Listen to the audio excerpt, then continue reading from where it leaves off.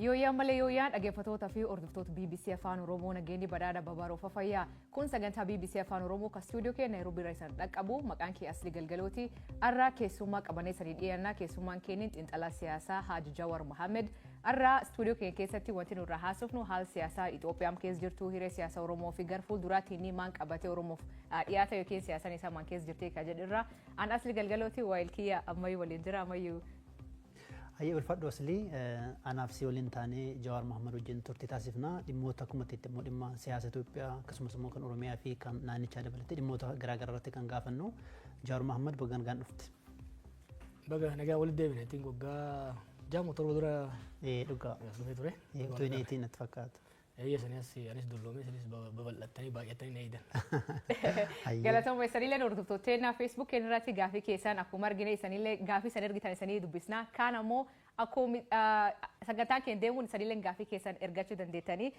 جواريو غافي كن جلك أبا جلك أبني أتين سياسة بكما إثيوبيا كيسا فدنيا كيسا اللي تقولوا بكمو وقاسا دي دورا يجي ماني آتي باتمو قدوم تألفت أفور بافتشوف مو ما تألفت ندلو مري كمان يرو دداتيت يرو الماني دابوتي بيس ركوا ما كيس تورتي ماني داستا اي واني يادا توريف يوم باي مالين غودا كيو ماري اجا توري بكالو جينيسي انا في روسن لولي تيغراي ريفو تيكو هارا غلفتا اوروميا كيس لولا ما توري نمونا كينيا باني دوبچون ابيد بلولا جرورت بوا دبلو وان تيف چالي سودان دويدا دوبان حالا نجينيا رتي كاموتا ولولا جران dhiibbaa gochuudhaan amansiisuudhaan akkasumas hawaasa addunyaa gama dippiloomaasiitiin tumsa godhanii biyyattii gara nagaatti deebisuudhaaf callisuudhaan duubaan yaalii godhu wayya yaada Jawarraa hin callise. Garuu dhiyeen kana deebistee haasa'uu jalqabde. Jalqabgaaf mana dhaati baate wanti ati barreessitu illee jidduu dhaabbattee akka waan gartee nama araarsu akka miidiyaa isaa turte amma immoo dhiyeen kana baatee mootummaa kallattiin qeeqaa jirti. Maaltu jijjiirama?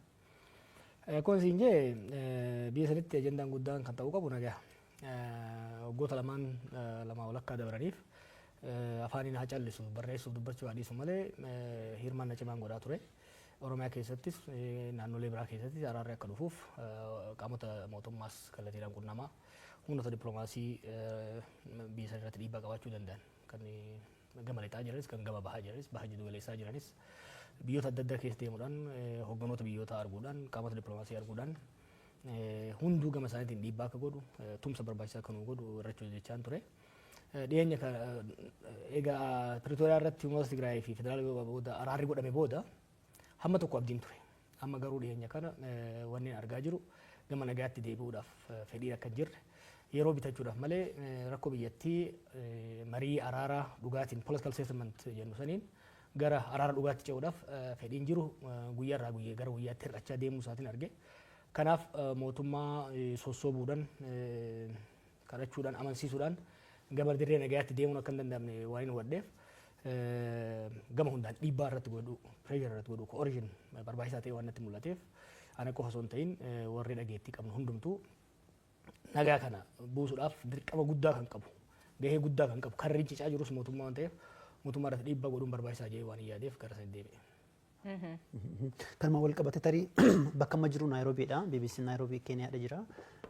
Jireenyi keessa erga yeroo dhiyootes Keeniyaa ta'eera. Maalii fi amma dhaggeeffattoonni keenya kana nu gaafadha jedhanii irra deddeebiidhaan nu barreessu. Jireenya baqaara jirta maaf Keeniyaa filattee kana dura Itoophiyaa seentu reeffa kiyya qofatu baa Itoophiyaa jettee turte. Ana mallee jiraatuma Itoophiyaati. Itoophiyaan jiraadha garuu Keeniyaa irraa hin hojjedha. Keeniyaan biyya bareedduudha. Biyya hojiin baay'ee irratti hodhamuu danda'u. Jiddugala dippiloomaasii naannoo kanaa taatee Finfinnee dursitee deemaa jirti. Hojiin kiyya immoo hojii kanaan waan hojiin dhuunfaa kiyya hojii hariiroo addunyaatiin international relation wal qabatu waan ta'eef Finfinnee caalaa asitti sochiin irra mijata. Kanaaf as jira malee baqadheetii miti. Yeroo ji'aan akkas Finfinnee deddeebi'a maatiin kiyya isa jiru malee baqadheetii miti. Kana dubboo Baqqala Garbaan nageenya kiyyaaf na yaadda jedhanii Ameerikaa dhaqanii eegasii kolgaltummaa gaafachuu isaanii ifa godhaniiru.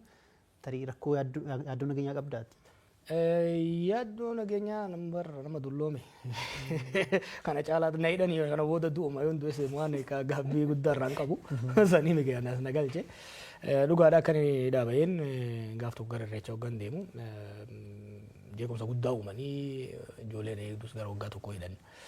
San booda waahillan paartii keessa wajjin jirruuf manguddoota biyyaanis mari'annee biyya san keessatti yaaliin gaafsan godhan deebisanii jeequmsa galchuudhaaf. Akkuma isin jee yeroo hidhaa bahetti sababa kiyyaan rakkoon tokkollee rakkoon biyya sanitti akka deebi'u hin barbaanne. Kanaaf gama Naayiroobii socho'uun hojii kiyyaafillee akka irra wayyaa asin sosocho'ee namoota arguu hin danda'a. Finfinneetti sosocho'ee nama arguun baay'ee ulfaataa ture.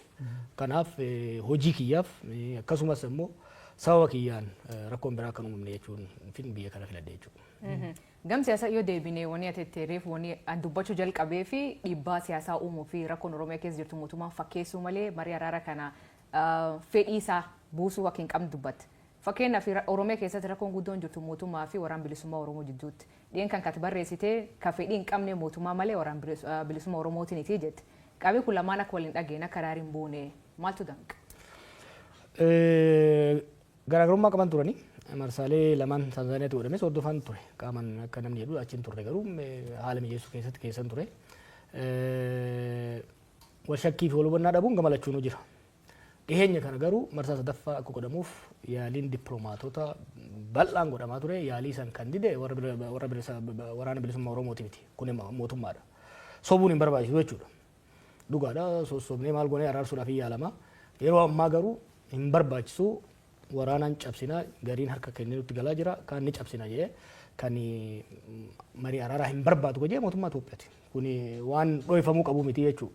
Maaliif irra qaqqabaa yoo deemnu taate fafakkeessan akkasii sun inumaa humna itti horaa dhokachaa akka deeman godhaa jira. Kana isaatti san qofa osoo hin ta'in naannoo Amaaraatti illee humnoonni naannoo Amaaraa araaraaf qophii qabnaa jedhan. Ani yaadattan barreesseen ture humnoonni naannoo Amaaraa araaraaf qophii ta'uu qabu jennee dhiibbaa yeroo goonutti dippiloomaatonni dhaqanii yeroo gaafatan toleedha isaan. Kan duuba deebi'ee chirichaaruudhaan tokko tokko wajjin tokko tokkoon keessaa bitachuu barbaadu ka araara dhugaadhaatiif gattaa'uun barbaade mootummaadha. Mootummaan amma jiru waan barbaadu maal seete? Lola kan Oromiyaattis, Amaaraattis, Tigraayittis ka uumamuu dura garaagarummaa siyaasattu gara qawweetti nama geesse. Qawween uummata keessaa baatee nageenya akka uumamuu kan barbaadamu taate sababni ijoon sababni bu'uura lolatti nu geesse suni furamuu qaba. Mootummaan kana furuun barbaadu. Mootummaan maal barbaada? Cinaadha fangoo kennee, cinaadha mallaqa kennee, kaan sossobee, kaan dirqisiisee harka kennisiisuu barbaada malee gadi taa'ee marii araaraa gochuun barbaadu. Kun immoo gaaf tokko Jawar galfachuu danda'a, gaaf tokko ammayyuu galfachuu danda'a, gaaf kan aslii galfachuu danda'a. Garuu lola biyyattiif sababa kan ta'e rakkoo siyaasaa furuudhaaf mootummaan ammatti fedhii hin qabu jechuudha. Garuu uummanni galuu jira, waraanni garuu jira akka gabaas garaagara irratti arginutti godinoota garaagara irraa waraanni bilisummaa Oromoo galuu jira jedhanii gabaasanii kunin jijjiirama fiduu danda'a nageenya Oromiyaa keessatti fakkeenyaaf naga buusuu danda'a. Waan tokko ifa ta'uu qaba. Ani Oromiyaa keessatti Itoophiyaa keessatti namni tokko qawwee qabatee bosona keessatti akka hin barbaadu. Osoo hunduu galeen barbaada. Har'a warri mootummaa nagaa jettee inni jettu tuni gaafa dubbii waraana bilisummaa Oromoo kaasuun biyya alaan ture. Abiy Ahmad aangoo qabatee ji'a tokko hin turre. Gaafa marroon waraana qabatee Eertiraarraa naannoo Wallaggaa galu ijoollee 30 qofa isa bira jira. Gaafa Abiy aangoo qabatu jechuudha. Gaafa sanirraa kaanee yeroo waannu maal jechaa turan torban lamatti daaraa goonaa jedhan. Yeroo 20 torban lamatti daaraa goonaa jedhanitti duula godhan. Akka waan ibiddaatitti bal'ataa Oromiyaa wal ga'ee jechuudha. Maaliifin amma wanni amma galchaa jiran kun bu'aa buusuu hin danda'u maaf hin jedhe. Ani godheera bara. 2019 ammayyuu hin beekan interviina godhaa ture yeroo sanitti. 2019 waraana marroo jala jure keessa walakkaa ol galchine. Gaafsanis daba mootummaatiin akkasumas shakkii warri adda bilisummaa Oromoo qabuun waraanni hammi tokko hafe waraanni sun dacha amma bal'atee Oromiyaa seenee jechuudha. Waraana cinaan irraa muranii galchuun kuni yeroodhaaf olola torban tokkootiif faayidaa qabaachuu danda'a malee yoo har'a namni 500 gale rakkoon siyaasaa dhiibbaan siyaasaa dargaggeessa kana bosona galche sun yoo furamin har'a 500 yoo gale borumuu 50 bosona galaa jira jechuudha. Nam 100 maqaa waraana bilisummaa Oromootiin Oromiyaa keessa jira bara 100,000 dargaggeessa kana kan dhiibee galche siyaasa marrooti miti. Waan marroon ideoloojii addaa qabaateef miti. Ajjecha hidhaa dhiibbaa bulchiinsi Oromiyaati federaala mootummaa Itoophiyaa irraan gahutu dargaggeessa kana bosona galche. Dargaggeessi kuni bosona akka galu kabiraan immoo deebi'ee akka hin seenne yoo barbaadamu taate rakkoo siyaasaa jalqabumaa lola seensisan furuun dirqama ta'a. Akkuma jettee duraanatilee yaalti barkum 2019 gaafa sammuu bu'an buufne warri deebi'ee bosonaa deebi'e kaan hin hidhamanii kaan hin ajjeefamanii gabaas jedhutu jira. Kaammaa kanaaf ka gaafas maaltu ati godha warra galuu jiruu fi ka gaafas gale. I think Einstein na fakkaate. Waan wal fakkaatu irra deebi'anii tolchanii bu'aa addaa eeguun maraatuudhaan. Barsan yaalii goone hin taane. Ammallee wal dhibbee ijoollee jidduu jiruun sababa adda addaatiin ijoolleen galaa jirti. Gaariidha kun. Ani kun barreessetti ijoolleen amma galan kun dura wal lolaniiti. Murnooti adda ba'an. Murnooti adda ba'anii Oromiyaa keessatti lola godhanii nama keenyas rakkisuurra ofiifillee dhiiga ol dhiisuurra galuun isaanii waan gaarii jeetiin amana. Garuu rakkoo Oromiyaa keessa lola Oromiyaa keessaa kanaaf furmaata ta'uu hin danda'u. Rakkoo kana kan uume wal dhibdee adda bilisummaa Oromootii fi OPDO yookiin immoo OPP jedhan jidduutti uumame tokko. Lammaffaa murtii Abiyyi Ahmad abbaa irree ta'uudhaaf jecha dirree siyaasaa biyyattii dhiphisetu kanatti nu fidee jechuudha. Kanaaf dirree siyaasaa bal'isuu marii araaraa wal amantaa humnoota siyaasaa jidduutti. Abbaa OPDO jidduu qofa miti. Murnoota Amaaraa wajjinis murnoota Tigraay wajjinis rakkoolee siyaasaa mariidhaan political bargain godhanii yoo kan furin taate kaarra bosona jiru yoo gale borummoo kala dachaadhaan galaa jechuudha. Remember Abbaa kana hogganaa ture Daawud Ibsaatii fi Abdii Raggaasaati. Daawud Ibsaa siyaasaa hoggana. Abdii Raggaasaa ajajaa waraanaa ture. Isaan Finfinnee galan warri shakkite ijoolleen hammi tokko bosona galte jechuudha. Har'a osoo marroonuu galee Oromiyaa keessatti nageenyi bu'uu hin danda'u hamma wal dhibdeen siyaasaa bosona nama galchituun adda furmaatan argatanitti. Jawar wal dhibdeen siyaasaa kun ni dhiifama ammayyuu akkamiin furamuu danda'a fakkeenyaaf gaaf biyya galtanii wanni ijaartanii turtanii baqaan isaa gaaddis hooggansa Oromoo jettanii ijaartan paartiilee ka bulchurraa paartiilee mormituurraa jaarsolee ijaartanii walitti fiddan kaayyoon isaa maal ture maafi baay'ee fi galmaan ga'uu dadhabe kaayyoo baay'eef maaf galmaan ga'uu dadhabe. Maaltu jiran fakkaate akka biti yaada turree fi akka itti abiifaa yaada turan gargar ture. Nuyi sirni abbaa irree EPRDF dadhabee kufee qabsoo uummataatiin kufee warri jijjiirama hoggannee gara fuulduraa dhufes nu warri jijjiirama finnes amma booda walii tumsine wal hubanne walii obsine biyya gara dimokiraasii ceesa hawwii jedhu qabna turre hawwii saniin deemaa turre. Isaan garuu karoora biraa qabaachaa turan ifa ture jalqabuma warraa jechuudha mormaan ture kobeetu. Adadaan isaan irree abbaa irrummaa cimsachaa deeman.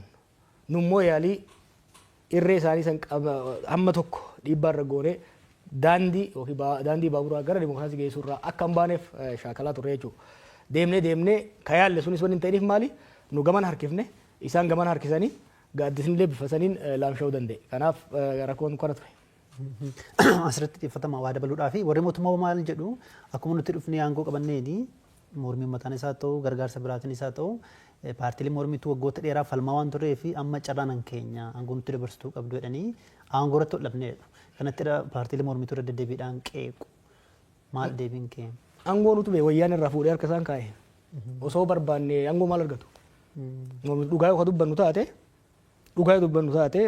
jiru Daawud jira Leencoo jira yoo barbaade Abiy waggaa 20 bulchu. Garuu tokko gaafiin uummataa akka deebi'u. Lammaffaa sirna demokraatawaa sabaaf sablammoota biyya sanii haqa isaanii bifa walqixxummaadhaan kabachiisuu danda'u fiduu qaba. Yaaliin hanga ammaatti murnoota adda addaatiin aangoo irra qabataniin sirna abbaa irree tursiisuudhaaf yaalame biyyattii laaffisa. Hariiroo hawaasa biyyattii sanii addaan fageessa jeeqaa waan deemeef bara amma aangoon Oromoo harka seenee jedhamu kanatti a better model, a better vision biyya saniif qabaachuu qabna yaada jedhuun jechuudha. Warra gaafsa isaan gargaaree dhiisi warri isaan irraa shakkii qabaachaa ture. Daawud Faanis ta'e warri biraatis aangoo isaanii hin barbaanne soba kun. Yeroo sanitti aangoo mootummaa kanaa osoo barbaadame hin argatan jechuudha. Our the principal natu murteesse hunda isaanii caala that was me. OPDO'n keessaa humni jijjiiramaa aangoo qabachuu qabaa jennee kitaaba keessatti hin agartan. Warra TPLF wajjin negotiate goone ugee bitu zam. Hin turre bara isaan hin sobu warri garaagarummaa qabna hogganoota Oromoo bifa adda addaa wajjin jiran. Kanarratti garuu namni yeroo sanitti aangoo nuu kennaa jedheen hin jiru. Bakki wal dhibdeen dhufe maali kallattii gara fuulduraa irratti isaan sirna abbaa irree ijaaruu barbaadan humnoonni biraa garuu lakki sirni abbaa irree hanga ammaa murnoota TPLFnis murnoota Dargiinis murnoota Haayila Sillaaseenis yaalame biyyatti ni miidha malee hin fayyadne. Kanaaf gara dimokiraasii ceenaadha. Garaagarummaan guddaan kanarraa dhufe.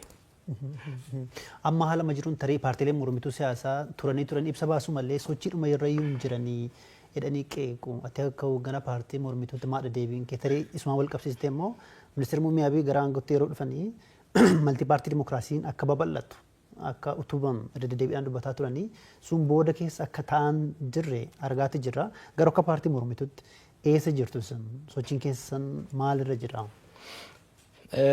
Paartii mormituu akkan sochoo EPRDF duraa akkan sochoo ni danqa ture.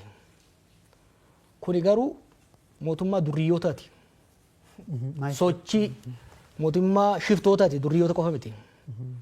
Fakkeenyaaf kaafaawwan wajjira qabu ture naqabteerra. Hoogganaa achi ibsan fuudhanii achi buutee isaa dhabamsiisan. Warri abaa'oo guutummattuu wajjira isaanii hin qaban. Kanaaf sirna akkasiisan keessatti sochii paartiitiin godhe jechuun lubbuu namaatiin taphachuudha.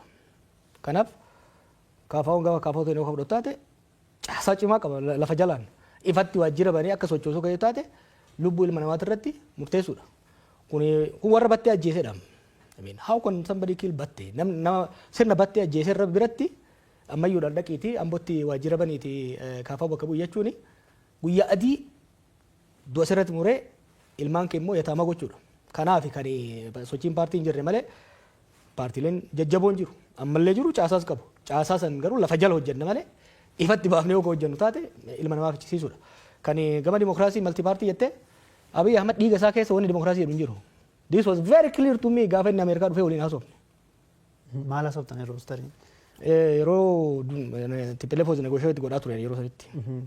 Maqaan isaa waggaa dhufu nama amansiisuudhaaf gara Ameerikaa dhufee ture. Bilbilaan waggaa haasofnu I think on the second phone call sirna mootii ijaaruu malee sirna dimokiraasii ijaaruudhaaf hawwis karooras fedhiis akka hin qabne naa ifa ture jechuudha. Yoo yaadattan wanni mormaa ture kanarraa ergan biyya dhaqee immoo itti dhiyaadhee baay'ee yaale. Namni Abiy sirna dimokiraasiidhaaf fedhii qaba jedhu yoo jiraate nama sa'aatii akkasii wajjin haasa'in qofa jechuudha. Kan ammoo jahan dabre kanatti qabatamaa waan agarreedha.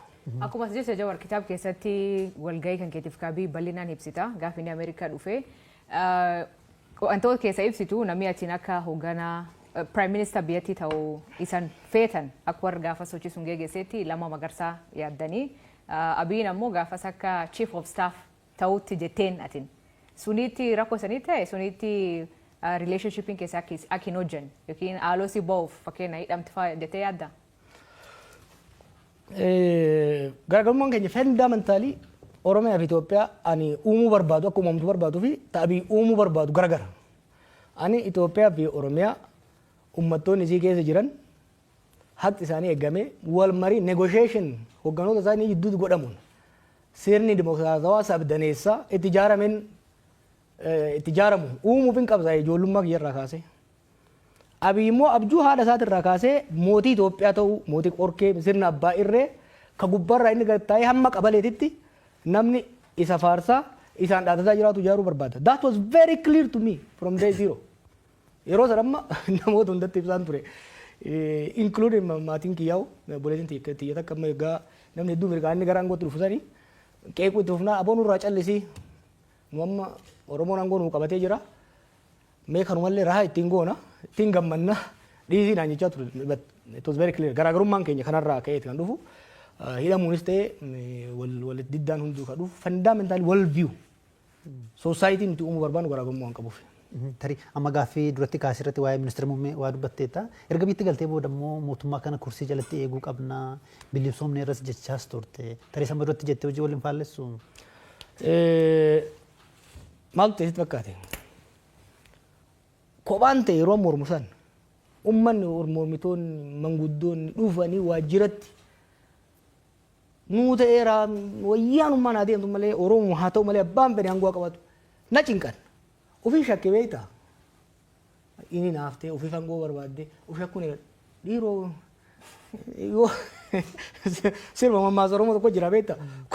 Umarii sirba na fakkaate 11 ta'anii wajjin manaa bayanii 10 garana godhee tokko gana godhee eenyuun maraatee isaan beekamu.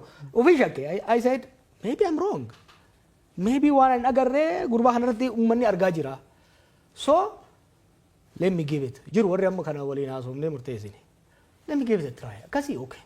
Yoo adattan gaafa inni aangoo qabate boleessi aangoo qabattee mi'aayee wanda dabarte amma dandeenyu walaa gargaaru. I decided okay gufuu ta'uu hin danda'u.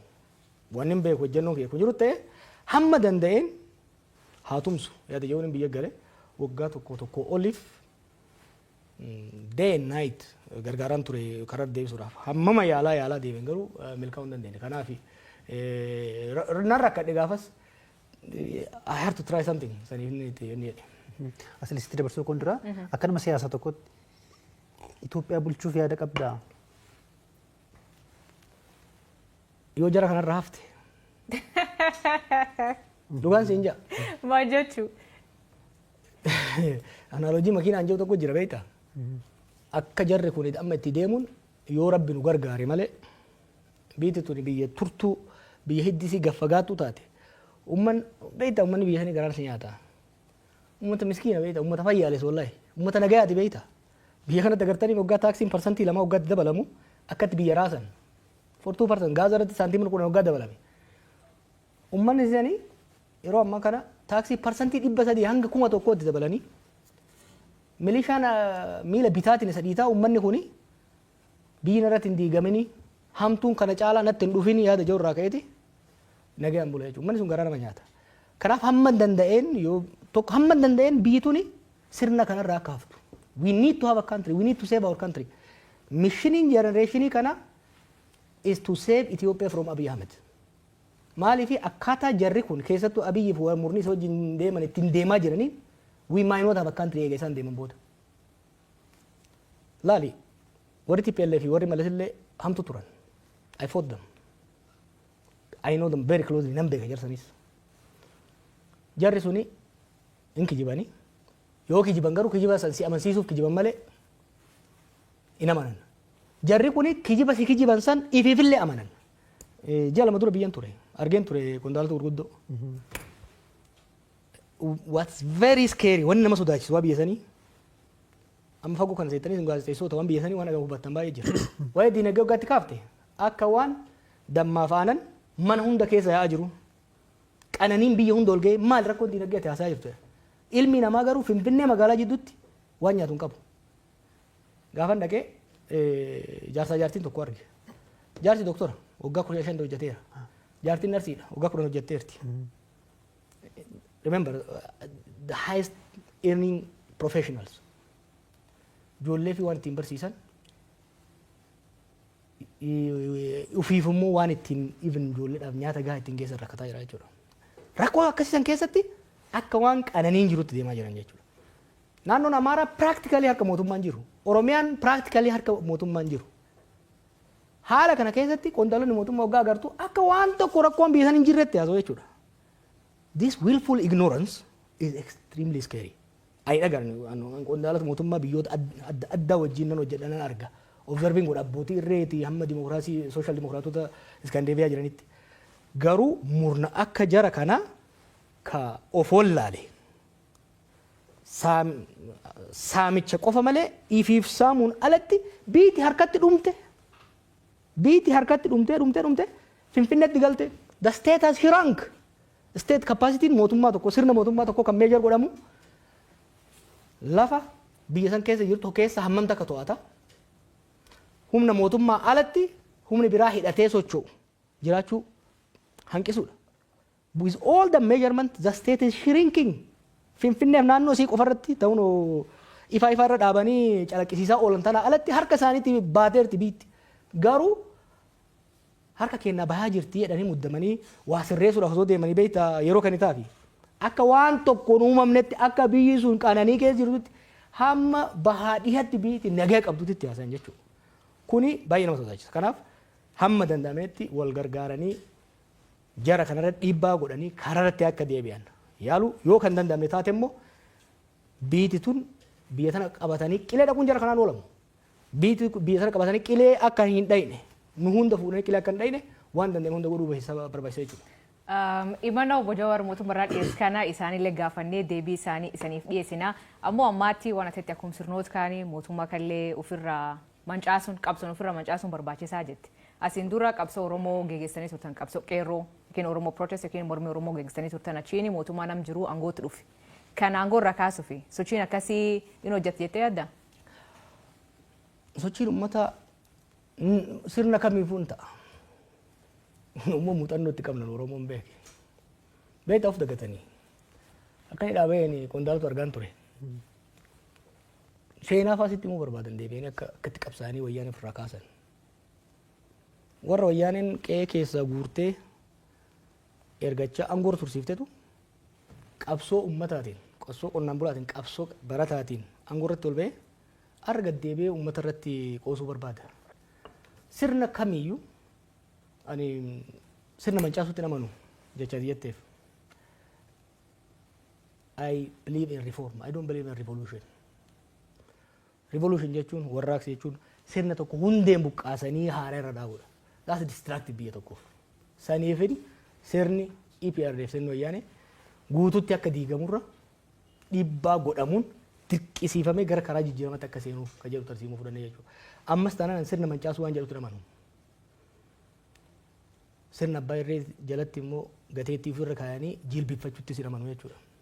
Kanaaf hamma danda'ametti beekna kan ammoo qaroo muuxannoo itti qabna. Arra dhiisi kaleessa gaafa muuxannoo guddaa hin qabne qabsoon nagayaa hin hojjetu yoo yaadattan mootummaan maal jedhan mootummaan simbiraa miti dhagaan hin bu'u yeroo yaa'u turanittis dunuunfannetti deemne. Dhaloonni nu duubaan dhufe immoo nu jaalaa qarmaadha. Nu jaalaa qarmaa nu caalaa bilchaataadha. Wanni nama jechaa jiru maali? Kuni waamicha mootummaadhaaf.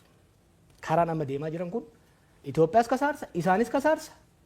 Salphinaaf kaanii Oromoo immoo salphinatti fidaa jiran. Oromootti diina baay'isaa jiran.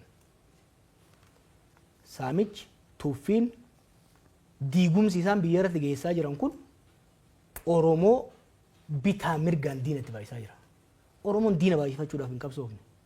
Oromoon sirna gita bittoota kaleessaa kan irratti qabsaa'eef Amaara keessaa waan bayaniif, Tigree keessaa waan bayaniif osoo hin ta'in miidhaan narra gahuu narraa dhaabatee saba hundaa wajjin walqixa ta'ee qabsaa'uu jiraachuun barbaada. Sirna dimokiraatawaa, sirna federaalawaa kan hanqee kiyyatti ittiin bulchu, kakuunis qe'ee ofiitti ittiin bulchu, sadarkaa federaalatti immoo wal kabanyee, wal jaalannee waliin bullu ijaarrachuun barbaada.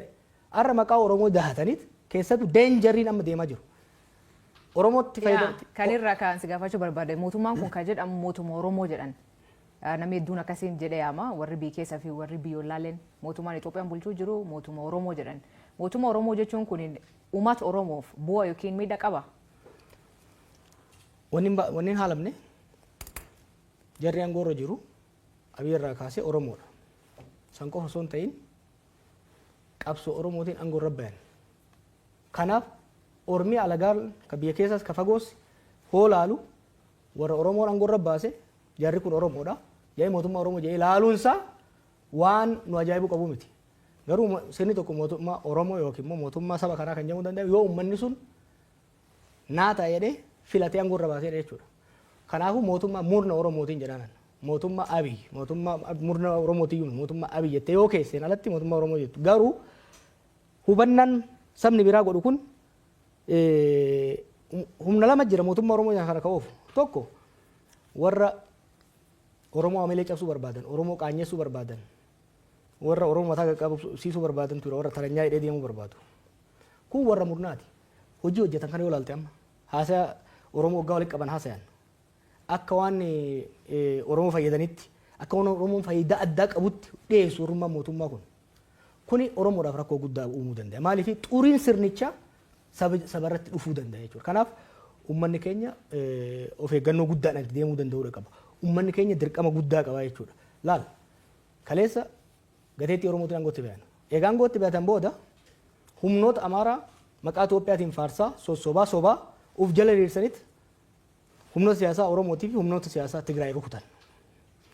Amma immoo waggaa humnoota Tigraay wajjin nagaa buusanii humnoota Amaaraatiin wal lolan Oromoo jalatti dahatanitti maqaa Oromootiin of dhoksaa of haguuganii Amaaraa cabsuu barbaadan.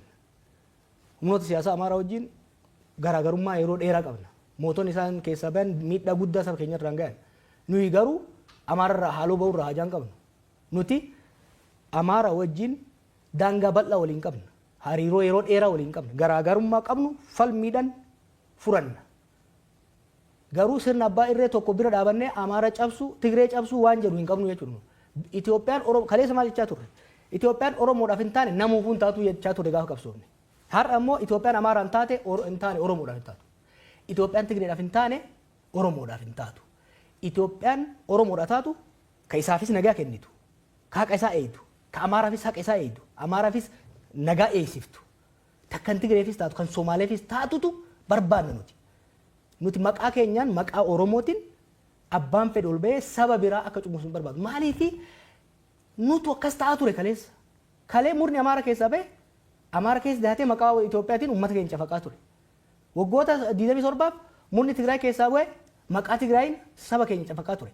Har'a immoo madaan nurra gahe maddaa saba biraatti irra gahuun hin eeyyamnu jechuudha. Kan dura dhaabachuu qabnu. Maaliifi kana yoo callifne rakkoo uummata Tigraay irra gahe hubachuun barbaachisaadha. Boru gaafa sirni kun kufu waliin akka hin kufne. Garee Alawaayitii jedhamu jira Siiriyaa keessa. Waggaa 50 wayiif maatiin Alasad isaaniin of marsee maqaa isaaniitiin uummata saba bal'aa biyyattii cunqursaa ture. Har'a yeroo isaan kufan uummanni sun rakkina hamaaf saaxilame jechuudha. Kanaaf Oromoon sirni kun gaafa kufu maqaa isaa nyaatee akka hin kufne of eeggannoo guddaa godhuu qaba jechuudha. Amma filannoo biyyaalessaa waggaa dhufu taasifama jedhamee eegama. Ni hirmaatta akka paartiitti jechuu kiyya. Achiin nu haa gahu. Inuma geenyee haa gahu filannoo kana dura irratti paartiin ati keessa miseensa turte boykoot godhe kun hin hirmaanne tarii filannoo ta'an irratti amma ilaalcha siyaasaa baay'ee dhiyeessaa jirta. Erga mana hidhaatii baatee booda immoo tasgabbooftee gidduu dhaabattee dubbataa turte. Egaa dhiyootti immoo mootummaa baay'ee qeeqaa jirta. Akka kana dura yeroo aktiivizummaa yookiin immoo ala teessee mootummaa qeeqaa turte sana fakkaata ilaalchi kee gaafa ilaalee jedhu tarii filannoo dhufu irratti hirmaachuun kee hagam mirkana yaada akkasii qabda. Kun siin jee achiin nu haa gahu maaliif siin jee si fakkaate. Haala qabataa amma Itoophiyaa keessa jiruun filannoo godhuu hin danda'amu. Dachiin biyyattii parsantii 70 ol harka to'annaa mootummaa jala hin jiru jechuudha. Filannoo gaggeessuu hin danda'u. Xaa'oo bara mootummaan fidee riphee lolaa uummata raabsaa. Torban dabre kan naannoo Amaaraa keessa konkolaataan takka socho'an turre. You cannot have an election where the state does not have a control over the physical space. Waan kana bar wani amma sitti mukana I was telling them gosa lamaan dabre kana haa callisu malee miidiyaarra qondaalota kan waraanaas kan siviilis you are losing it biyyittii isin harkatti shunquyxee harka ganaa keessanitti. Abiy Ahmed Shimallisi Adaanechii fi namichi Amaaraa suni they are co-mayors of Addis Ababa. Addis Ababa qofa waliin bulchan Finfinnee qofa waliin bulchaa jiran beeki. The rest of the country is not in their control. Haala akkasii keessatti waa'ee filannoo dubbachuun rakkisaadha. Maaliifi filannoon tokko legitimacy qabaachuu kan danda'u yoo xiqqaate constituency bakka namni irraa filamu 2/3 keessatti filannoon gaggeeffamuu danda'a. Danda'uu qaba jechuudha. Haala ammaatiin parsantii 30 keessattuu filannoo gaggeessuu hin danda'amu. Oromiyaa fi Amaara keessatti particularly increasingly South keessattis jechuudha. Kanaaf priority Itoophiyaa ammatti filannoo miti. Ana waa'ee filannoo kaasaa ture waa'ee dimokiraasii waa'ee kan advocate godhaa ture ana miti. Maal jedha Oromoo gama maaku mataa jirutti sabbata maran. Yookiin immoo maal jettan warri Booranaa ka maran kan ruufa maranii. Ruufa maran. Yoo mataan hin jirre ruufa maran. Itoophiyaa mootummaan harka hin qabne keessatti filannoo gaggeessuun hin danda'amu. So first thing first we need to restore peace. Akkamiin fiduu danda'u keessumaa fakkeenyaaf naannoo Oromiyaa keessa walitti bu'iinsi jira waggaa 5 deemaa jira erga mootummaan humnoota federaalaallee bobbaasee waggaa 6 ta'eera naannoo Amaaraa keessas immoo erga waraanni Tigraay keessa dhumee booda deebi'ee hammaateera. Rakkoowwan walitti bu'iinsawwan naannolee lamaan keessa jiran keessaa kamtu furuuf cimaadha akkaminis immoo furamuu danda'a walitti bu'iinsawwan Itoophiyaa keessa jiran kun wantoonni ijoo hojjetamuu qaban maal akka nama siyaasa tokkotti tokko lama sadeetti wanni itti tarreessuu dandeessu. Furuudhaaf fedhiin jiraannan furuudhaaf laafaadha. Akkamiin? Biitti sun carraa guddaa qabdi. Tokkoffaa namni lola ifatee jira. Maaliif lola ifatee si fakkaate? Itoophiyaan lola keessa turteerti erguma uumamte irraa kaasee. Bara Haile Sillaasee lolli ture, bara Dargii lolli ture, bara IPRDF haamul xiqqaatu malee lolli ture. Lolli hagammaa godhamaa ture qarqara irratti. Ogadeen keessatti, gammoojjii Baalee fi Harargee keessatti, Eertiraa keessatti. Lolli waggaa 6 dabree kun immoo handhuura biyyattiitti godhamaa jira. Oromiyaa keessatti Shawaadha. Arsiidha. Amma lolli guddaan qarqara Wallaggaa hin jiru. Waraanni guddaan kan jiru godinoota Shawaa keessa, godinoota Arsii keessa, Gujii fi Baalee. Jiddu galeessa. Amaara keessa lollee kan godhamaa jiru. Dur Amaarri PRP keessa Qaaraa garas gara daangaa Sudaanii lolaa ture. Tigraay soo taate qarqara ture. Amma lollee Amaara keessa godhamaa jira. Jiddu gala Gondar, jiddu gala Goojjam, Shawaa kaabaa keessatti godhamaa jira jechuudha. Lafa naannoon kun maali? Lafa oomishaan beekamu uummanni bal'aan keessa jiru jechuudha. Kanaaf durii gaafa lolli qarqara godhamu uummattoonni Itoophiyaa jiddu galeessa jiran darbee ilmaan erganii sinqiin ergan. Amma garuu lolli qe'ee isaanii irratti godhamaa jira jechuudha. Kun uummata baay'ee nuffisiisee jira. Uummanni Itoophiyaa kan Oromiyaa keessa jirus, kan Amaara keessa jiru, kan Tigraay keessa jirus lola ifatee jira jechuudha. Akka kaleessatti naa cabsi. Uummanni Itoophiyaa keessatti maraatu saayikoosisii ture from 2019 to 2022. Amma sun fayye namni amma araara barbaada uummanni akka uummataatti. Lammaffaa riphee loltoonnis bifa yaadan saniin deemuu akka hin dandeenye hubatanii jiran. Kabiraa hawaasni addunyaa biyyoonni ollaa keenyaas ta'e kan fagoo jiran biyyi tun addaan faca'uu heddii jedhanii sodaa guddaa keessa jiran waan jiraniif bifa danda'ame hundaan tumsa nuu gochuudhaaf araarri akka dhufu tumsa nuu gochuudhaaf qophiidha. An kana waanin kallattiidhaan beekuuf dubbachuu hin danda'a jechuudha. Kanaaf biyya keessatti there is a peace market uummata jidduu. Biyya alaatti deeggarsa cimaa argachuu dandeenya araara fiduudhaaf. Maaliif biyyi Itoophiyaa jedhamtu kun akka facaatu kan barbaadu hin jiru. Ollaadhaa Keeniyaan hin barbaaddu, ollaadhaa kuun hin barbaadan naannoo kanatti Sudaan jigdeetti Somaaliyaa rakkoo qabdi Itoophiyaan naannoon kun hundi hin diigamaa jechuudha. Saba kanaaf biyyoonni ollaatis nageenya akka dhufu barbaadan. Even biyyoonni Arabaa kassafaman kun yeroo baay'ee lola gargaaran. Haa ta'u malee wanni isaan Itoophiyaa irraa qaban food production nyaata. Yoo biyya tasgabbooftee qonni kan qotamuu danda'u. Kanaaf biyyoonni Arabaatis yoo taate biyyoonni bahaa dhihaatis yoo kan taatu taate nagaa akka finnu barbaadan. Nagaa kan hin barbaanne mootummaadha. Kan ammoo waan isaanii mormuu fi miti waan inni itti dhiyaate irraa dhaga'e practically hojii isaan hojjetan guyyaa guyyaan hordofeef. Maaliif asirratti tarii waraana dhafedhu moo wallaalummaatu kanatti oofe akka ilaalcha keetti? Beektaa aangoon maal si godha si fakkaate? Aangoon of tuulummaas itti uuma. Maaliif keessattuu sirna abbaa irree uumuu akka barbaaddu warra xiqqoo si xiqqoo dura warra si mormu ariita. Sanbooda warra gorsa atiin jaalanne sii kennu ofirraa ariita. Sanbooda warra maqaa keetiin hadiraa dha'uuf itti of marsita.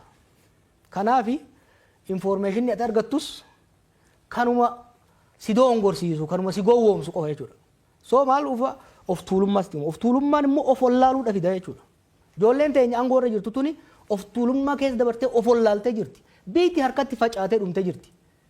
Garuu isaan waggaa walgaan hunda kabajamoo muumicha halaqa jechuun alatti waggaan bira dhufan amma I'm sick of them amma ministeerota isaanii kana waggaan bira dhufanii namatan waggaa isa bira dhaqan kabajamoo muumicha jedhaniin odoo kana godhan biyya harka isaaniitti deemteetti maaliif nagaan barbaanne gaafa dura dubbiin abaa'oo ture eegaltu ijoolleen tun nama 200 geessu maal naan jedhan sitti fakkaate maaluma waa'ee abaa'oo kana cinqamtaati mallasuu bari maqaa abaa'oo sila Oromoo mormiin dhiisu mormiin aadaa isaa ta'eera ammallee jedhanii bar mormiin Oromoodhaaf aadaa ta'eera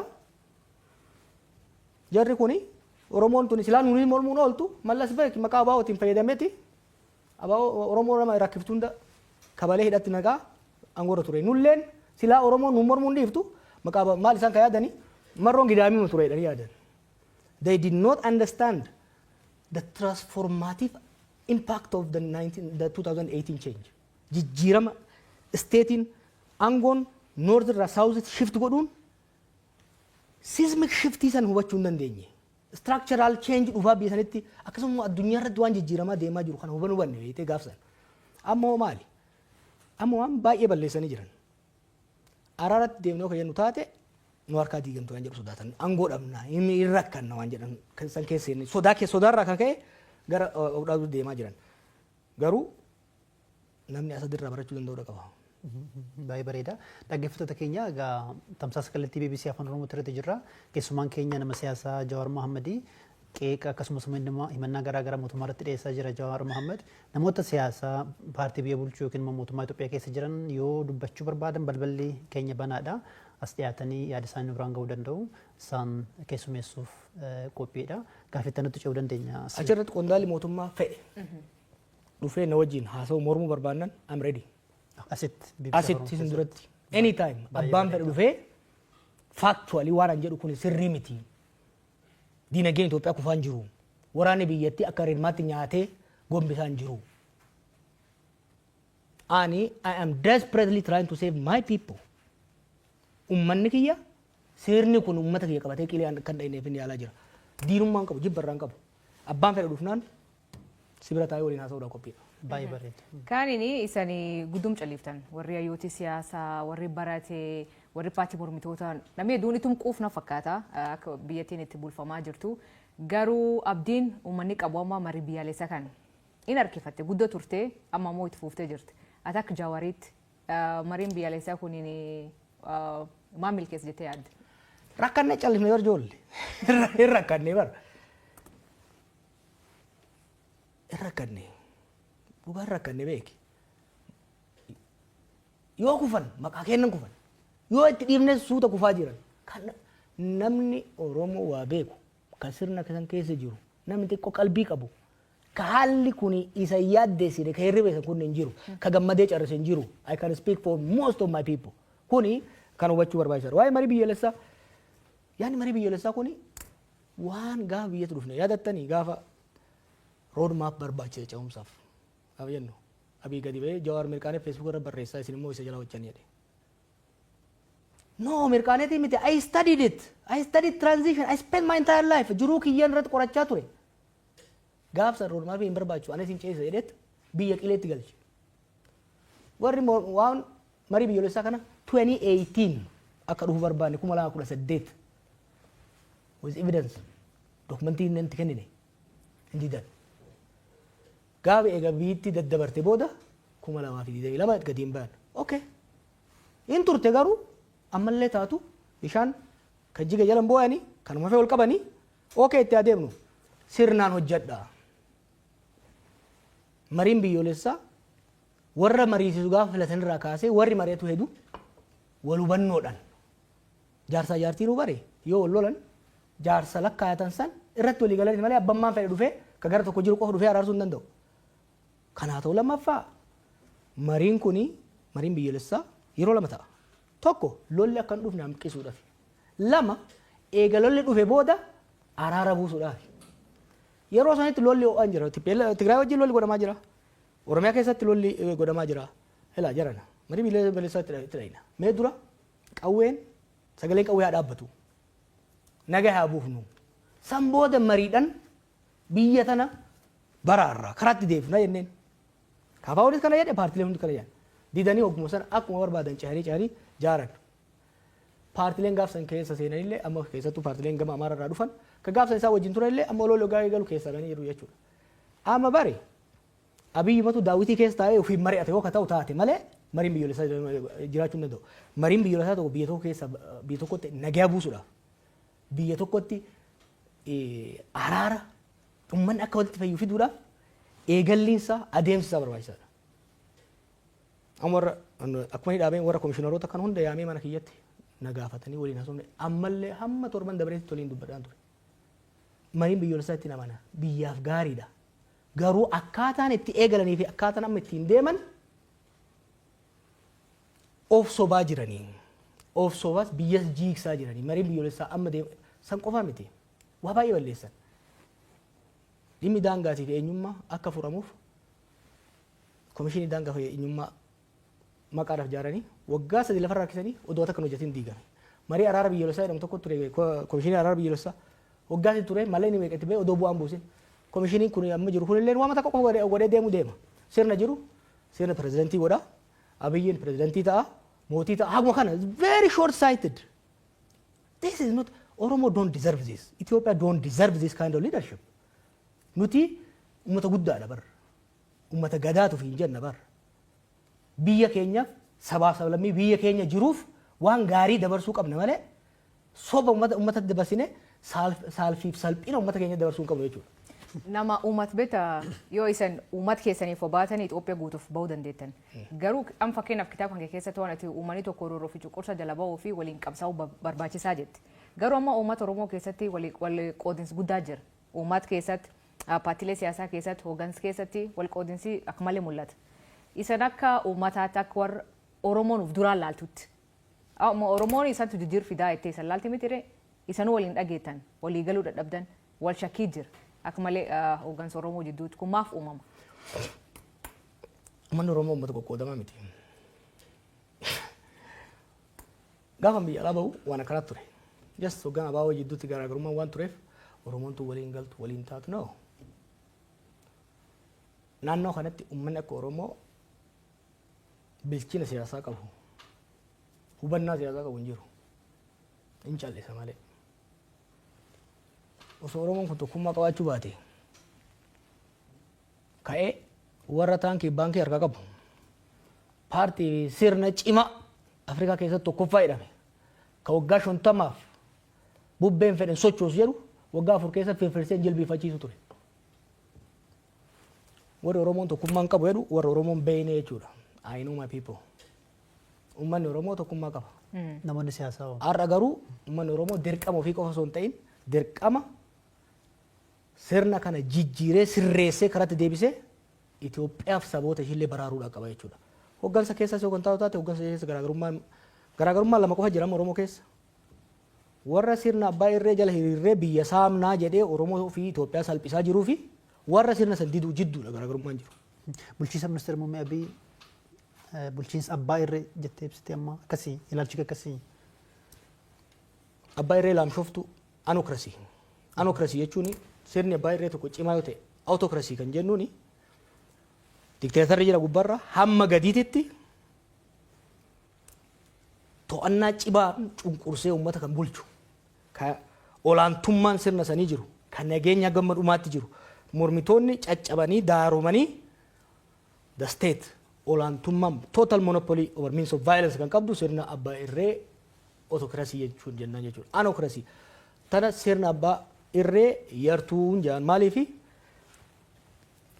qaama lafaa biyyattii san keessaa kan to'annoo sirnichaa jiru baay'ee xiqqaadha. Diinagdeen baay'ee laamshaadha. Humna lakkoofsaan kan mootummaatii ol ta'etu bosona keessa taa'ee falma. Yeroo har'aatitti mootummaa Itoophiyaa naannoo Amaaraa keessatti magaalota muraasaa alatti harka isaan jiran. Oromiyaa keessatti karaa gurguddaan alatti harka isaa keessa hin jiran. This is two sides of the country. Sirna akkasiitiin sirna abbaa irree ta'uu fedhu malee ta'uu fedhee guutamuu fi diddee karatti rarra'ee hafeedha jechuudha. Duratti ripheeltoonnis akka isaan yaadan hin taanee fi jettee dubbattee turte ammatti immoo lakkoofsi hidhattoota bosona jiranii kan mootummaa yoo hin caala jette tarii mootummaa yaaddessuu danda'u akka mootummaan ibsutti ministeera muummee Abiy torbanuma lama dura otuma waggaa 1,000 yoo nu lolanii immoo hin dandeenyedhanii dubbatanii turanii akka ilaalcha keetti lolanii mootummaa to'achuu hin danda'ama Itoophiyaa keessatti. Mormitoonni akka isaan yaadan kana hin jedhu uummanni hin deeggaru ripheeltoota. Uummanni ifateera lola. Uummanni Oromiyaas kan Amaaraas kan Tigraayis lola ifateera. Ripheeltoonni kun uummata keessa jiru. Dhahannaa onnee uummataa kana ni beekan. Kanaafin siin jaakka fedhanitti deemaa hin jiru. San qofa osoo hin ta'in sirni ripheelolaa adeemsi ripheelolaa durii fi insurgensiin amma adda adda dur nama muraasatu yuunivarsiitii keessaa ta'uu bakka tokko ka'ee niikulasiidhaan san booda ripheelolaa jaara. Amma sochii uummataatu gara fincilaatti jijjiirame ripheeloltoonni bifa wal ta'iniin decentralized bifa ta'een autonomous ta'anii deemu jechuudha. Kanaaf akka fedhan sanitti deemuudhaaf isaan rakkisa. Haa ta'u immoo ripheeloltoonni bakka hundatti waan baay'ataniif sirna mootummaa yeeyyii beekta bineensa yeeyyii jedhamu. Yeeyyiin amma arba mataa isiitti homaan gootu tokko takkitti. Waan baay'attee bakka hundaa nyaattuuf guyyaa lamas yoo itti fixtu lafa waan dhoofti. Sochiin ripheelolaa kun amma Finfinnee uumaan sodaachisu ammaaf. Garuu Finfinneen sammuudha jennu sammuu arbichaa yookiin onnee arbichaa ta'a jennu. Garuu immoo bakka hundaa sochiin godhamu kuni sochii qonnaa, sochii daldalaa, caasaa bulchiinsaa laaffisee laamshisaa deemaa jira. Diinagdee kuffisaa deemaa jira. Diinagdeen Itoophiyaa almost kuffee lafa jira. Faalaan mootummaan ittuu diinagdeen Itoophiyaa biyyootuma baha Afrikaa kanuma Keeniyaa akka caale GDPdhaanis yoo ilaalle gara doolaara biliyoona 200 akka caalee kan ibsaa jiru deddeebiidhaan badhaadhinni akka jiru ibsaa jira mootummaan tarii dubbiin kee faallaa kanaati. Ana sinamanii nabiyyi sinamanii warra keessanii bilbili gaafadhu. Ask your family. Warra keessaniin jireenyi isinii hooyyofte moo kan baadiyyaa jirus kan magaalaa jirus. Dinagdeen Itoophiyaa akka isaan jedhee ta'uu guddataa jiraate. Barsiisan, haakim, qonnaan bulaan, daldalaan jireenyi isaa kan bara waggaa 6 duraarra fooyya'aa deemuu danda'ami. Namanuu baanaan gaafadhu maatii kee. Don't go too far. Hiriyoota wajjin baratte gaafadhu. Haala waliigalaa dinagdee biyyattiiti moo jireenya lammiilee biyyattiiti amma kan amma dubbataa jiru? Yoo bultii qabaatte hin beeku mindaan kee yoo dabale qabsiin jaartiin ta'e bitattuu wayyaa. Manni barnootaa ijoolleen nyaanni ijoolleen ta'e nyaattu hin fooyyaa. Kopheen isaan diratan hin fooyyaa. Akkasii miti. Mindaan kee galii biyyoolessaati. Galii biyyoolessaati. Maal ta'aa jirti fakkaate? Dinagdee maaltu laaffise? Dinagdeen har'aa miti erga mallas du'e irraa kan abii qofa ittiin bileem gochuu hin ta'u. Erga mallas du'e irraa mallas jeneraaloota bakka adda addaa kaa'ee qondaalota kana gaafa mallas du'u qondaalonni jeneraaloonni qabeenya biyyattii saamutti seenan. Sochiin godhaa turres dinagdeen laaffise. Jarri ammaa kun immoo erga dhufe maal ta'e? Tokko lola Tigraay qofatti doolaara biliyoona 28 oli kan kasaarame. Imagine dinagdeen Itoophiyaa guddaan tokko Oromiyaadha lama Amaara. Naannoo sanitti sochii dinagdee godhamaa jiruun sochii lolaa godhamuun dinagdee laamsha'ee jira. Kanaaf bifa lolaatiin daldalli hanqateera, qonni hanqateera. Sababa lolaatiin immoo investimentiin biyya keessaa ta'e biyya alaa qaqal'atee dhaabbateera. Tun balaa lolaati. Maallaqa xiqqoo irraa haftee maal godhaa jiran? Beeta mangistii cululuqaa ittiin ijaaranii. Riizoortii isaan qoftii fi araboonni fi warri biraa dhufanii wajjin bashannan qofa ittiin ijaaranii. Maallaqa xiqqootti hafteen. Biyya tokko keessa biyya tokko kan guddisu investimentiin mootummaa garam deemuu qaba. Productive sector kan jennuun qonna irratti deebi'uu qaba. Faabirikaa irratti deebi'uu qaba. Yeroo har'aas Itoophiyaan beeta mangistii ijaaruu miti kan isiin malu. Warshaa xaa'oo ijaaruu qabdi turte. Deengadda oduu tokkoon arge. Itoophiyaan warshaa sukkaraa mootummaan warshaa sukkaraa 8 qaba. Tokko qofatu hojjeta. 7 dhaabateera. Maaliin dhaabate beektaa? Malawaawwaca spare parts doolaara dhabane waan ittiin bitan. Maaliif? Doolaarri biyyattii kaan lolli dhabamsiiseera. Kaafe masaraa mootummaa fi riizoortii bashannanaatiif bahaa jira jechuudha. Kanaaf dinagdeen biyyattii laamsheera. Lolli maal godhaa jira? To'annoo mootummaan qabu harkaa fuudhee dinagdee keessattuu gama baadiyyaatiin jiru. Remember qabeen Itoophiyaa sochiin Itoophiyaa guddaan qonna. Qonni dhaabateera. Kanaaf maali ayyaana waggaa irratti I think waajjira Adaanitti baasina fakkaata. Shunkurtii Taanzaaniyaa irraa fidan. Imagine Itoophiyaa maaliif shunkurtiin Itoophiyaa Taanzaaniyaa dhufa beektaa? Naannoo maqii kana naannoo laga Awaash kana ka shunkurtiin maaliin kuduraa fuduraan irraa dhufu. Sababa lolli naannoo san jiruun dhaabateera jechuudha. Kanaaf maal godhaa jira? Lolli kun maal godhaa jira? Biyyattii nyaatee lafaan dha'a. Asad maal ta'e? Waggaa 14 irraa lolli eegale 19 irraa. Riphee loltoota hin laaffise. Garuu riphee loltoonni bakka jiran itti oofan. Dinagdeen biyyattii hin laaffate.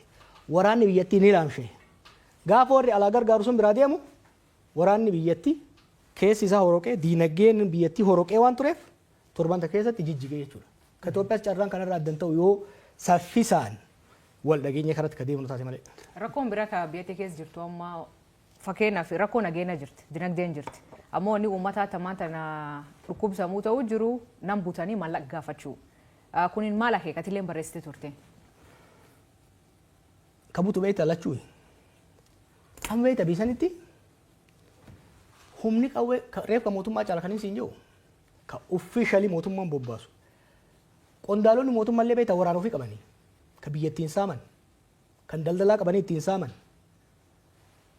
ka barre riphee lolaanii seera didee bosona galeemi qaamni mootummaallee nama saama riphee lolaallee nama saama ummanni rakkoo guddaa sheer godhan immoo maallaqa sirraa fuudhan kan baankiin walii dabarsan qaamni mootummaa keessa jira jechuudha. Amma deengadda iyyinee ka dhaabsinu fakkeenyaaf kan biraa hafet waraana si galchine fuudhanii waraana raafuu yoo barbaadde 100,000, 120,000, 30,000 kafalisiin jechuudha. Maaliif sababa sirni wanni amma reefu isin jabsuun sirni mootummaa the state has become so weak hedduu waan laamshoftee jirtuuf sirni mootummaa kabiraa dhiisii caasaa mootummaatu to'annoo mootummaatii ala bahee saamicha irratti yakka irratti bobba'aa jira jechuudha. Kun immoo uummanni akka abdii kutatu uummanni akka dallansuu hamaa keessa galu isa godhee jira. Kanuma wal qabsiisee kallattiidhaan tamsaasa BBC Afaan Oromoo caqasaa jirtu keessumaan keenya Jawar Mohammedidha. Kitaaba haaraa barreessee guyyaa boru eebbisiisa. Garuu dhimmoota siyaasaa naannoo Oromiyaa san Itoophiyaas kan nuti kaasaa jirru himannawwan garaagaraa qeeqa garaagaraa aangawoota mootummaa akkasumas immoo qondaalota paartii biyya bulchuu irratti dhiyeessaatti jira Jawaarii. Akka nama siyaasatti kun waanuma eegamu yoo deebii kennuu barbaadan yookiin immoo dhimma kanarratti yoo BBCtti dhiyaatanii dubbachuu barbaadan kan keenya banaadha. Namoonni siyaasaa keessumaa kan paartii biyya bulchuu keessa jiranii Jawaar daldala keessa jira. Maaliin jiraatta galiin kee maali? Hojiin qaba garuu yoon daldalee maal rakkoonsa? Namni siyaasaa hattuu ta'uu qaba jechuudha. Maali yeroo hedduun dhagaa waan akkanaa kana namni siyaasaa yoo hojjete yoo dalagate maal rakkoonsa? Ani dalagachuu hin danda'u moo? Fayyaa shaniin qaba. Beekumsa barnootaan qaba. Yoon hojjetadhe maali? Yoon daldale maali nama rakkoonsa? Inumaatu rakkoon biyya san keessa jiru namni hannaaf siyaasatti seena. Of danda'een hojjetu. Kanaaf an osoon daldalee osoon itti beekee daldalee ittiin gammadaan. Daldalan keessa hin jiru garuu hojii gaariin qaba. Hojii sanan hojjedha. Yoommoo rabbi naa qajeelchee carraan daldalaa dhufte immoo sirriittiin daldalaa kun waan waalamuu qabu miti. Akkuma ati jette qeeqa irra deebiidhaan dhiyaatuudhaa fi gama kaaniin hariiroon dhaaba kaafaa waliin qabdu keessumaa ammatti hoggana ittaanaa paartii Koongireesii Federaalaa Oromooti kan kaafaa'ooti. Hariiroon kee akkam fakkeenyaaf yeroo darbii adoolessa keessa yeroo isaan kola ta'anii bakka Baqqalaa Garbaa filatan fa'aa waan argamteen seeni wantoota gurguruudhaa baadhee aangawoota yookiin immoo qondaalota paartii sanaa irraas gaafa odeeffannee xiqqoo hariiroon keessan akka laaffate waan akeeku odeeffanne sirraa gad dhaga'uu feena. Akkami hariiroon kee? Hariiroon keenya jabaadha. Garuu biyya keessa waan hin jirreef walgahii idilee yeroo hunda godhamu hirmaachaa hin jiru. Sanii alatti garuu waan irraa eegamu godhaan jira. Hariiroon laaffee kan jedhullee sirrii miti hariiroo gaarii qabna. Hariiroon sun immoo gaafa barbaachisaa ta'etti gaafa hojiin hojjetamuu qabutti ni hojjenna. Kana dura an Oromoo farse yookiin immoo dursa Oromoo fetteetti dhalabsitee egasii mormiinis jabaatee mootummaan haaraa saangotti dhufe ati amma akkam ilaalchi Oromoo farestidha moo Itoophiyaa farestidha? Gaafasis maali ka dubbii kaase? Gaafasis namni Oromummaa isaatiin waan dhiibameef Oromoon beekamtoota kaseene Oromoo waan ta'e qofaaf himi. It's not a DNA question. Oromoon akka Oromootti waan cunqurfameef akka Oromootti qabsaa'e.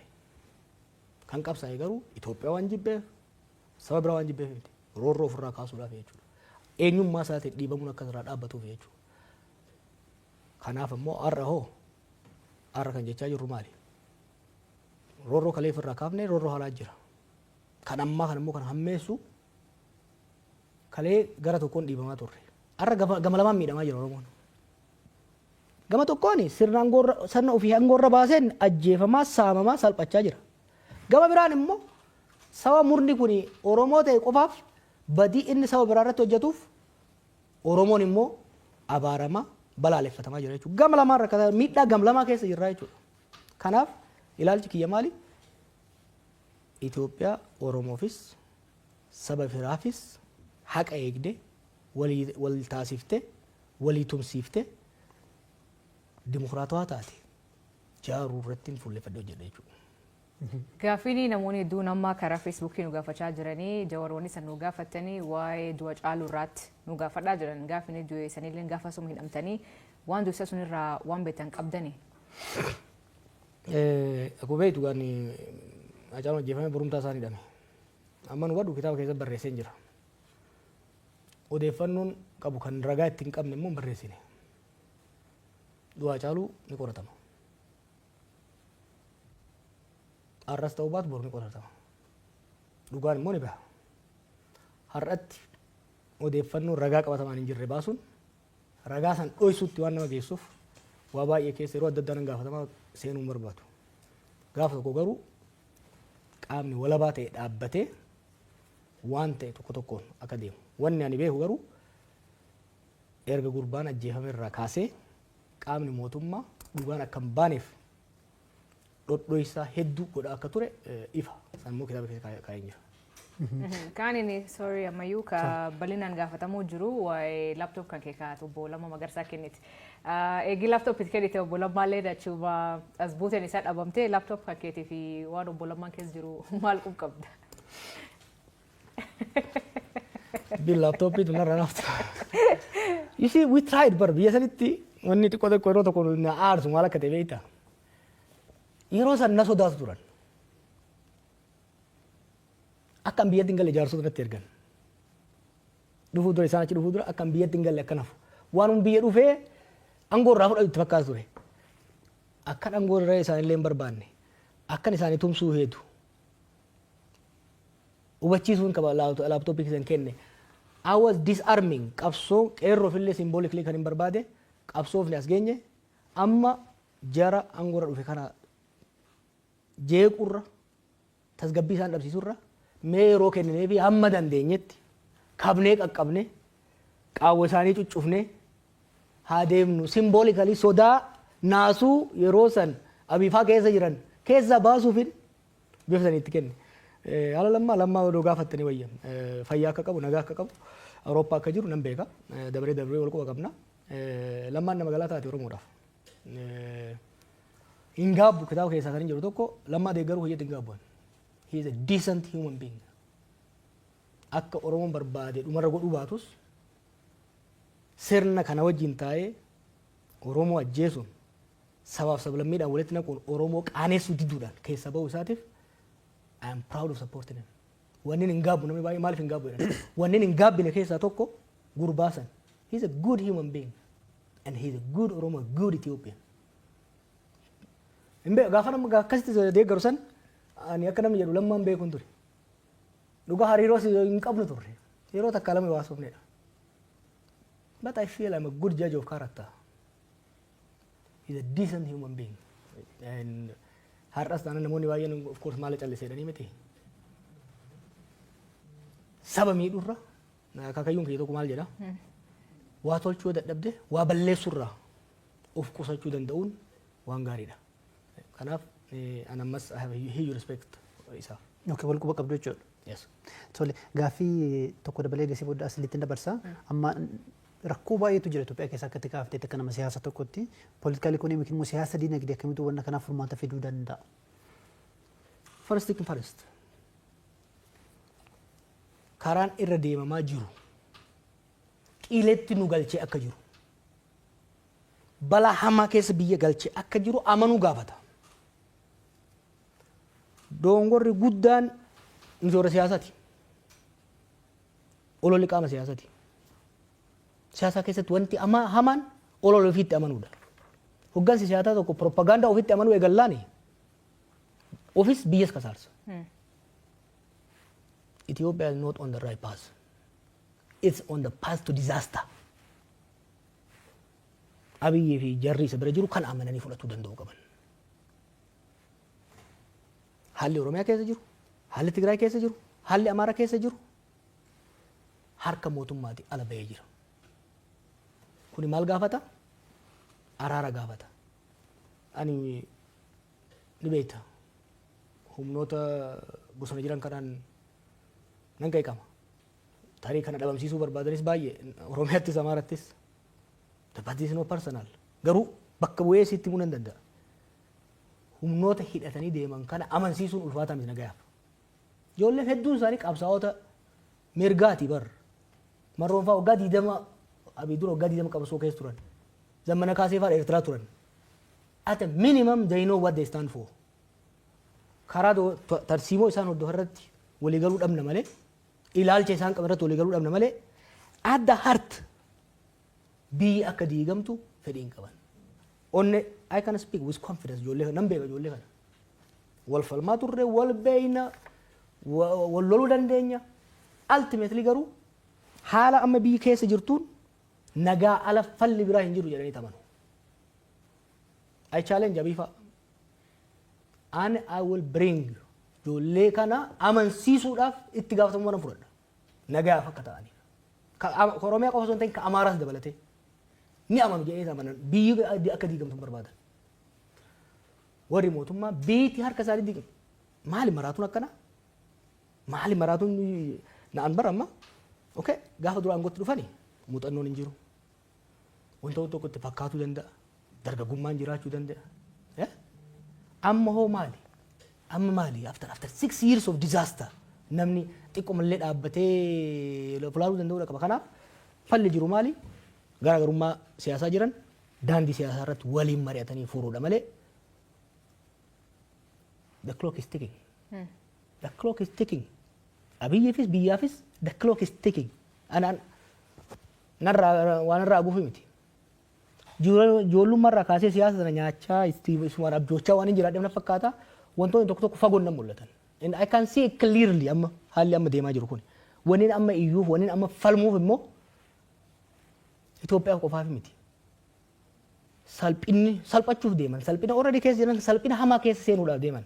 Salphinni kun immoo anaafis naaf dabare akka nama Oromoo tokkotti akka lammii Itoophiyaa tokkotti jechuudha. Kanaaf karatti deebi'uu gaafata. Galatooma hordoftoota kennaa warreen hordofuu jirtan gaafii keessan arguu jirra. Gaafileen hedduun ka dhiyaatu kitaaba barreessuuf maltu si kakkaasee ka jedhu kan irra haasofne turree websaayit keenya ka BBC Afaan Oromoo irra dubbisuu dandeettanii. Kaaniin kitaaba kan kee eebbisiisuu fi biyyoota garaagaraatti imaluu fi kan Naayiroobii bor eebbifamaa asiin booda Awurooppaa deemta. Garuu kitaaba eebbisuu fi kaaniin qabsoo fuuldura yookiin qabsoo itaanuu irra haasa'uu fi jette. Maal jechuudha?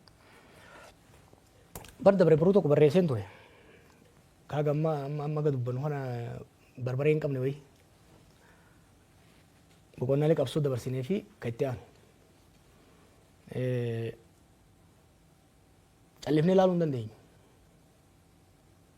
We owe it to our people. We owe it to the Ethiopian people.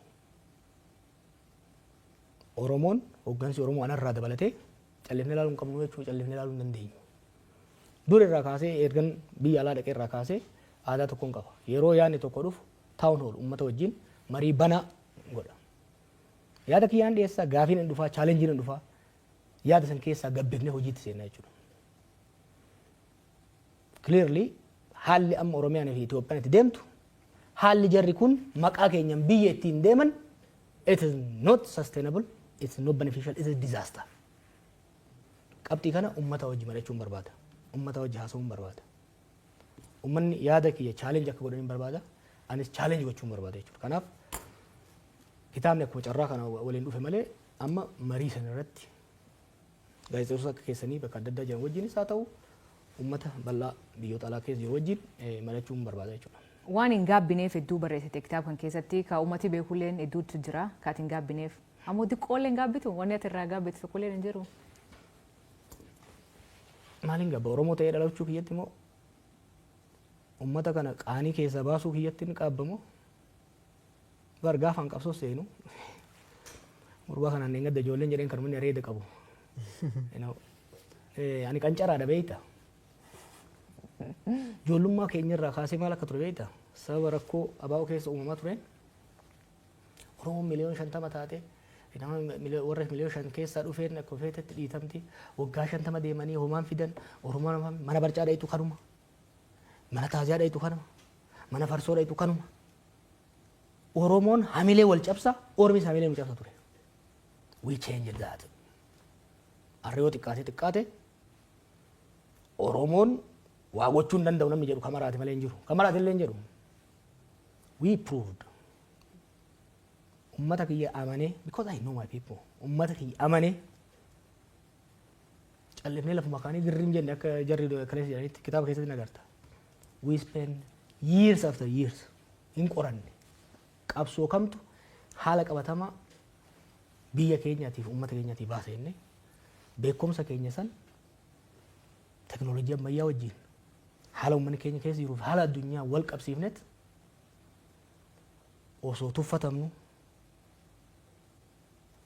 the biggest contribution an Oromoodhaa godhe caba hamileedhaa keessa baasudha. Repairing the collective collapse of self-esteem. Har'a immoo tokko kan aarsu kaleessa Oromoon qabsaa'uu hin danda'u jedheet saba keenya hamilee cabsuudhaaf irratti hojjaa turan. Har'a immoo Oromoon biyya bulchuu hin danda'u yeroo kitaaba keessatti yoo ilaaltanii turtan aangoon nuun malaa jedhee 2015 maal barbaaddan isaan maal barbaadan Finfinnee pirezidantii Oromiyaa si goona waan akka no aangoon nuun malaan jedhee jaba baasee jennaani Oromoon biyya bulchuudhaan qophoofne jedhan isin garsiifnan jedheen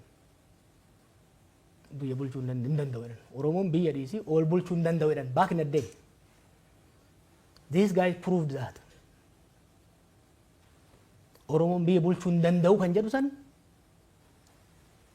dhiphinaan wallaalummaan of tuulammaadhaan ijoolleen tuni qaanii kan Oromoo irratti fidan. Har'a Oromoon bakka jiruun hoggaa isaa miidiyaa irra bayan qeensa ofii keessatti dadhabamuu barbaada. Oromoon bee uummata oral society uummata dubbannee dhagaa amansiisuu dandeenyu bar. Uummata hojjannee ofii miti addunyaa kanaadhaaf. Hayyoonni Oromoo bakka meeqatti addunyaa hoogganaa jiran. Har'a Oromiyaa diiganii dachee dhiigaa godhanii ummatoota Itoophiyaa abdii guddaan irra ture yaadattaa 2018. Kanaaf again I want to try one more time. Ummanni keenya hamileen isaa akka hin cabne. Ummanni hamileen isaa cabe bara baraan salphata. Hamilee ummata keenya eeguudha. Kanaaf dongoroon hojjedhe jira yaa baay'eedha. Bagan dongoroo hojjedhe immoo. I was young. I was energetic. Kottee baay'eedhaan jedhe. Baay'een seene. But I delivered. Anaaf warri wajjin hojjenne waan ummata keenya waadaa galle deliver godhaa geenye jechuudha. Kanaaf maaliif hin gaabbu jette? Akka hin gaabbu barbaadan ana qofaan beeke. I'm speaking on behalf of Oromos. Akka gaabbinu barbaadan. Hin gaabbinu wanni gaabbinuuf hin jiru. Itti yaadne hojjenna hojii dongora keenya irraa hin baranne hin sirreessina itti deemna. Ammas yoo taate amma warri hedduun sirna kanaan gotti hiduu keessaniif hin gaabbisan hin gaabbinu. Hin gaabbinu. Jallaa ormaa kaafnetti jallaan keenya dhufe. Jallaa kana kone hin diriirsinaa yoo kararraa kaafna simple. Diriirsuun danda'ama. Ni yaallaa dinnaan munni hogga jallate ibidda keessa. Hin beekan kazara akkatti tolchan hin jiraami ibidda keessa. Yookiin jallata yookiin caba. Jallatee garuu itti fufuu hin danda'u jechuudha.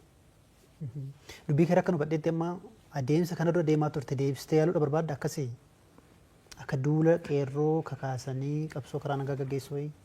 Wanni akkasii hin jiru. You have to be adaptive. Horii hojjettu keessatti. Amma I just want conversation. Haasaan barbaada amman. Haasaan barbaada. Bakka san hin geenye. Karaan qabsoo baay'ee jira. Karaa irra hin deddeebinu. Karaan tooftaan haaraa baay'ee jira. Modern era. Gaafan biyya alaa dhaqu. Generation faaltookii turre. Generation Facebook itu, generation Twitter itu, mali TikTok itu. As technology changes, society keessa waggaa jijjiiramu, strategy keessa waliin jijjiirama. Anamma achillee jiru. Amma waa'ee qabsootu haasa'an jiru, waa'ee sirna kana goonaa miti. We need to have a conversation akka Oromoo salphannee jirra. We have let down the Ethiopian people. Ummata Oromoo qofa osoo hin ta'in, ummata Itoophiyaa, ummata gaanfa Afrikaa, we have let them down. Liability taaneera. Ummata guddaadha nu. Baay'inaanis teessuma lafaatinis Somaaleen nurraa abdii qaba. Dhayin lola isaan wajjin seenna. Har'a mootummaan Abiy Oromoon hin lola, Amaaraan hin lola, Tigreen hin lola, Eertiraan hin lola, Somaaleen hin lola. No. Oromoon ummata kana hunda wal taasisee wal hin dhaga'ee naannoo gaanfa Afrikaa kana seenaa jeequmsaa, seenaa lolaa keessaa baasee tasgabbeessee hiyyummaa bara baraan uummanni naannoo kanaa ittiin beekamu keessa baasee jaaruuf kan danda'u Oromoodha. Maaliif risoorsii qabna, dhugaa qabna, lafa bal'aa qabna, aadaa qabna, gadaa qabna.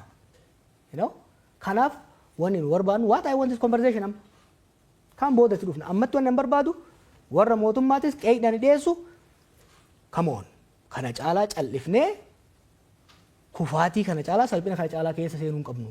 I am calling for conversation. Mootummaa wajjinis warri mootummaa ola jirus haasa'uu qabna amma. Gadi baanee dhugaa walitti himnee haasa'uu qabnadha. Ayyee tamsaasa kallattii BBC Afaan Oromoo gama Facebookiidhaan hordofaa jirtu dhaggeeffattoota keenya keessumaan keenya Jawar Mohammed kitaaba haaraa hin gaabbu jedhee guyyaa boruu eebbisiisa guyyaa kamisaa jechuudha Keeniyaa Naayiroobii keessatti isa booda immoo gara biyyoota Awuroopaas ni imala dhimmoota hedduu kaafne dhimma siyaasaa Itoophiyaa keessaa qeeqawwan jajjabaa himannaawwan jajjabaa mootummaa akkasumas immoo paartii biyya bulchuu irratti dhiyeesseera. Isarratti jarri mootummaa deebii kennuu yoo qophii ta'an balballi keenya banaadha. Gara xumuraa tarii dhimma gaanfa Afrikaa kana kaasteetta. Amma Itoophiyaan keessumaa bulchiinsi ministeera muummee Abiy Ahmed waa'ee ulaa galaanaa Somaaliland wajjin walii galee waggaa tokko muddama hamaatu ture. Inumaa lolattiyyuu seenuu danda'u Somaaliyaa fi Itoophiyaan dhimma sodaatamaa ture. Dhiyoo kana immoo Turkiitti ijaarsummaa Turkiin waliigaltee irra gahameera. Gaanfa Afrikaatti dhagahamtummaan yookiin dhiibbaan Itoophiyaa laafaa jira. Akkasitti bakka akka nama siyaasaatti karaa ittiin ulaa galaanaa argatan maal ta'uu qaba? Hariiroon gahee Itoophiyaan gaanfa Afrikaa qabdu laafaa osoo hin ta'in hin jiru du'eera. Dippiloomaasiin Itoophiyaa du'eera. There is no diplomacy. Itoophiyaan anchor state turte. Ethiopia used to be an exporter of security. Zamana Mallasis, Sandro Sote, keessattuu zamana Mallas, zamana Haile Sillaasees. Har'a garuu Ethiopia is seen as an exporter of insecurity, source of instability itti ilaalamte. Sirni amma jiru kun biyyoota ollaa kana hunda wajjin sadarkaa walaa caalu malee walola keessa jira. Laaffachuun biyya tokko anchor state exporter of security ka godhu dura keessa isaatti tasgabbii qabaate. Ollaa wajjin immoo wal hubannaa irraa ka jaa'u taate anchor state jedhamee ilaalama. Amma garuu keessatti wal nyaata, keessatti biyya diigaa lola keessa jira, ollaadhaan immoo lolaa jira. Waa'ee ulaa galaanaa, Itoophiyaan ulaa galaanaa ni barbaachisaa? Yes. Itoophiyaan ulaa galaanaa kan daldalaa qofa osoo hin ta'in neevii illee qabaachuu qabna. Maaliif? Qabaachuun keenya garuu Itoophiyaa qofaaf miti. Itoophiyaan dinagdee guddaas kan qabdu, waraana guddaas kan qabdu, uummata guddaas kan qabdu naannoo kanatti Itoophiyaadha. Naannoo kanatti humnoonni bakka fagoorraa dhufan ulaa galaanaa Red Sea fi Indian Ocean kanarratti sochii guddaa godhaa jiran.